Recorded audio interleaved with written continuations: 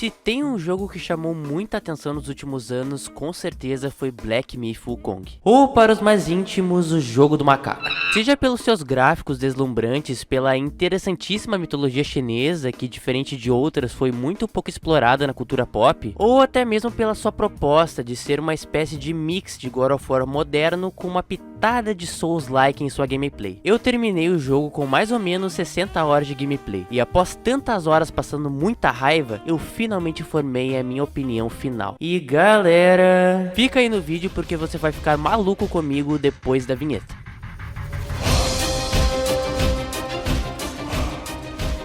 O jogo começa de uma maneira extremamente épica. Logo de cara somos apresentados a uma cena extremamente impactante, que traz uma sensação muito nova, porque raramente vemos obras que exploram a mitologia chinesa. Essas figuras mitológicas para nós são tanto desconhecidas quanto fascinantes. De início fiquei bastante confuso sobre o que estava acontecendo, porque o jogo não deixa muito claro as coisas, a menos que você tenha se informado brevemente sobre o conto Jornada ao Oeste. Dificilmente você entenderá o contexto, já que Black Myth: Wukong se passa após esse clássico conto chinês, quase como se fosse um what if. Erlang é um personagem que nos deixa com muitas perguntas, principalmente por toda essa marra que ele demonstra logo no começo do jogo. Mas chega de papo, vamos falar a respeito da gameplay. Assim como a história, a jogabilidade também pode deixar você meio perdido de começo, justamente pelas várias opções que o jogo oferece. Uma das coisas que mais me prendeu foi a gameplay, porque, como mencionei no meu último vídeo de primeiras impressões, nos sentimos em uma coreografia de luta. Todos os movimentos e ataques têm animações extremamente bem feitas, e é um prazer jogar isso daqui. É possível ver claramente como cada golpe acerta o inimigo, e os personagens desviam de uma forma muito estilosa e impactante. Eu associei muito esse jogo com God of War, porque quando começamos o jogo com um personagem extremamente poderoso e uma luta épica, é muito difícil não associar com o começo de God of War 3. A gameplay causou uma ótima primeira impressão, mas será que vai manter a qualidade até o fim? Após uns 5 minutinhos de pancadaria, o Wukong atacado por todos os deuses ao mesmo tempo, que já demonstra a tamanha covardia do Erlang. Afinal, isso era pra ser um X1. Eu sou Daniel das malandragens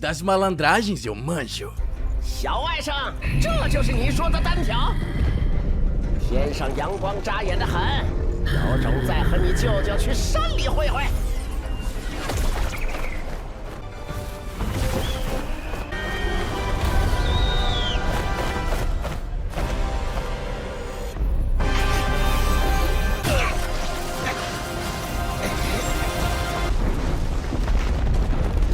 Se você ficou confuso com o que aconteceu, não se preocupe que eu te explico. Antes mesmo da jornada ao oeste começar, o Wukong era um macaco muito travesso, e por causa da sua autoconfiança exagerada, vivia desafiando os deuses e arrumando confusão. Foi então que ele recebeu uma proposta para se unir à corte celestial, como uma forma de mantê-lo sob controle. No entanto, o Wukong descobriu que seu cargo entre os deuses era o mais baixo de todos, o que o revoltou e o fez iniciar uma guerra contra todo mundo. O Wukong causou tantos problemas que até mesmo Buda precisou intervir, o desafiando em uma aposta. Buda segurou o Wukong na palma de sua mão e disse: se ele conseguisse dar um salto tão grande que saísse de sua mão, ele estaria perdoado por todos os seus crimes contra os deuses. O Wukong, sem hesitar, deu um salto tão alto que conseguiu chegar à ponta do universo. E para marcar território e provar que ele realmente esteve ali, ainda por cima urinou naquele lugar. No entanto, quando ele olhou para trás, ele viu o rosto de Buda o observando. E ao olhar mais atentamente ao seu redor, percebeu que não tinha saído nem da metade da palma da mão dele. Após isso, o Wukong recebeu uma coroa que se tornou o seu selamento. Após isso, muito tempo se passou, até que o Rei Macaco foi libertado por um monge chamado Sun Yang, ou Sanzang, sei lá como é que se chama. O que importa é que Sanzang é o verdadeiro protagonista da jornada para o oeste. E após o fim da jornada, o Wukong foi perdoado de todos os seus crimes e recebeu um cargo como representante de Buda no mundo dos humanos. Se considerarmos apenas o conto clássico, a história termina por aqui. No entanto, Black Myth: Wukong explora o que teria acontecido depois disso. E é assim que chegamos ao começo do jogo, onde Wukong é novamente confrontado por seus crimes e acaba sendo selado mais uma vez. Após essa derrota, eras se passam e a espécie do Wukong conseguiu sobreviver graças ao seu sacrifício. No entanto, aí vem algo que me quebrou completamente. Nós não jogamos mais com o Wukong após isso. Nosso verdadeiro protagonista é um macaco chamado de O Predestinado, que aparentemente é o escolhido para reunir todas as relíquias que possuem a alma do Wukong para trazê-lo de volta. O que me deixa revoltado revoltado com tudo isso é que esse personagem é um daqueles protagonistas que não fala. Muita gente me criticou por eu não ter gostado disso, afinal o próprio Link do Zelda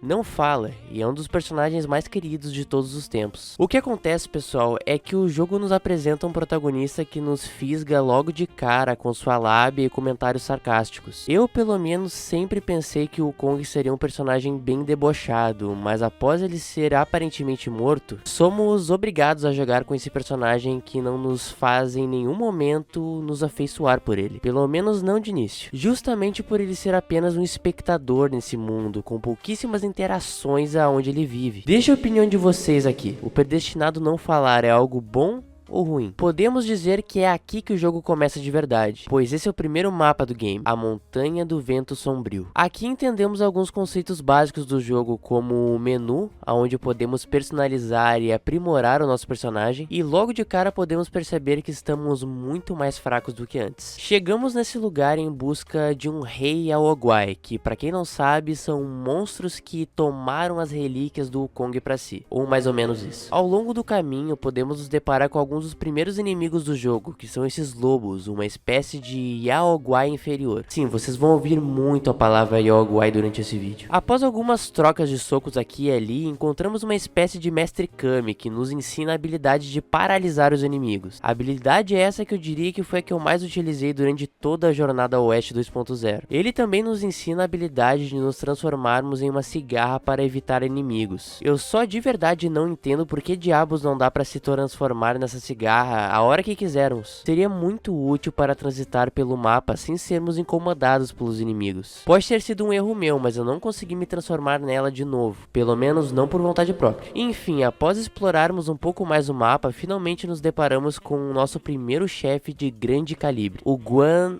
Peraí, como é que é? Guangxi, algo do tipo. Esse personagem foi muito importante durante a jornada ao oeste, pois foi o responsável por incendiar um templo que ainda vamos encontrar nessa região. Após derrotá-lo, conseguimos nossa primeira transformação. Agora somos capazes de nos transformar no próprio chefe que acabamos de derrotar, desbloqueando novas habilidades vinculadas às chamas. Ao longo desse mapa, nos deparamos com diversos Yaoguais poderosos que me deram um pouco de dificuldade no começo. Mas eu devo dizer que nada demais, pois na minha opinião o jogo não fica difícil logo de cara. Demora um pouco, porém se houve um boss que me deixou extremamente furioso, foi o Nobre Branco. Esse inimigo é extremamente desafiador, justamente por sua velocidade extrema e dano físico que ele causa. Com toda certeza foi o primeiro boss que me fez tirar o chapéu, especialmente pelo seu moveset visual. Após tudo isso, finalmente nos deparamos com o nosso primeiro rei Aoguai, o Urso Negro, que também é um personagem do conto original Jornada ao Oeste. A questão é que aqui ele está com a posse de uma relíquia do Wukong. Após derrotá-lo, ele tenta fugir, mas a relíquia acaba o impedindo, assim conseguindo a nossa primeira relíquia desse capítulo.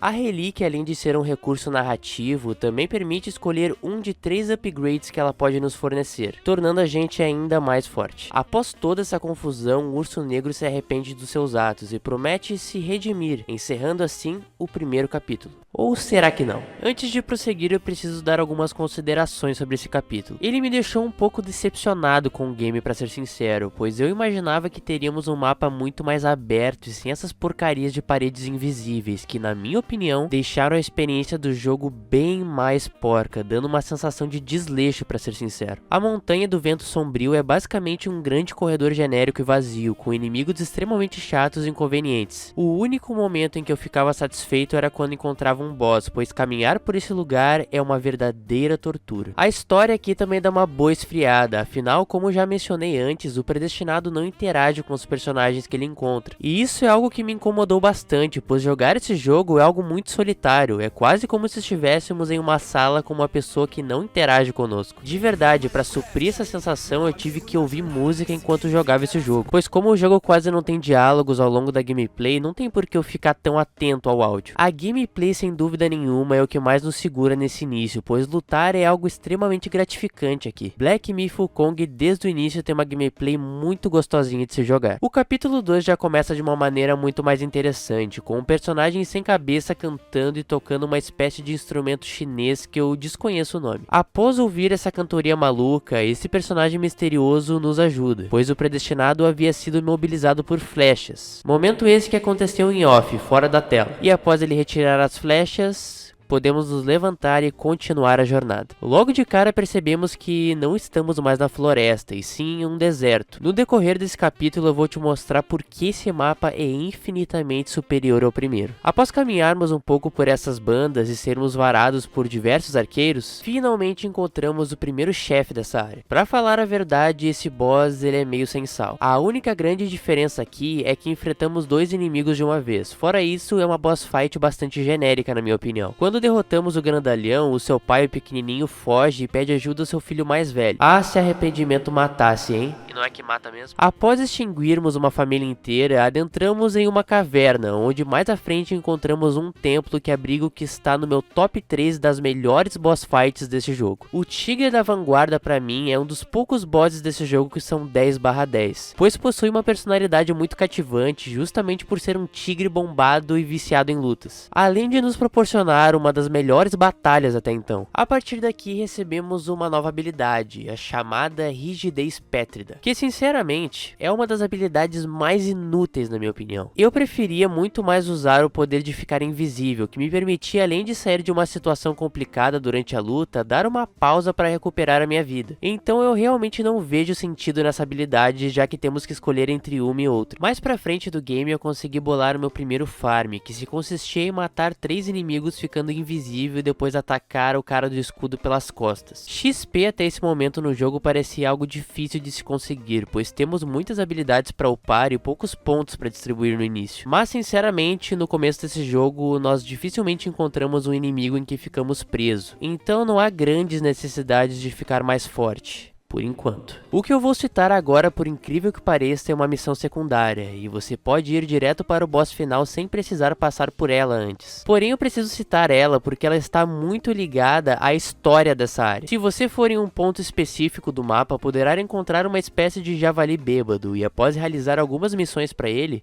conseguimos acesso a uma área secreta do game, aonde nós encontramos o Sábio do Vento Amarelo, que nos pede ajuda para derrotar um rei Aoguai chamado Fuban, que é tipo aquele bicho lá do Vida de Insetos, só que aqui ele quer acabar com a gente. Após derrotarmos ele em uma batalha muito épica juntamente com o Sábio do Vento Amarelo, só um parênteses antes, isso me surpreendeu bastante, pois eu não imaginava que teríamos companions nesse jogo. Mas enfim, após derrotá-lo, descobrimos que toda essa luta se passou na verdade no passado. Ou seja, de alguma forma voltamos no tempo e ajudamos o Sábio do Vento Amarelo, que naquela época era apenas um rato, que se tornou o Rei do Vento Amarelo. Depois de derrotarmos o Fuban, ele fica com uma relíquia em formato de cabeça, onde residia uma das partes da alma do Wukong. Logo após isso, somos transportados de volta ao presente, aonde enfrentamos agora sim o Rei do Vento Amarelo, que aparentemente se tornou um tirano aqui. Tudo o que nos resta fazer é acabar com ele e tomar a relíquia à força.